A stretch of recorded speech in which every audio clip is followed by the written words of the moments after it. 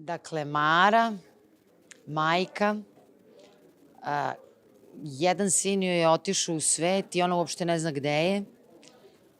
Ćerka joj je tu sa njom zbog tate ili ti mog muža. Nema baš najbolji odnos, tačnije ima dobar odnos, ali se ne viđa često sa njom. Žena koja je jako ranjiva, koja želi da očuva porodicu, što ona shvata da nije lako i koja zbog svih tih problema porodičnih koje ima zapravo gubi negde neki svoj identitet i postaje neka žena koja je i rasejana i osetljiva, a u stvari sve to zato što nekako ne može da da tu ljubav koju želi da podeli sa svojom decom.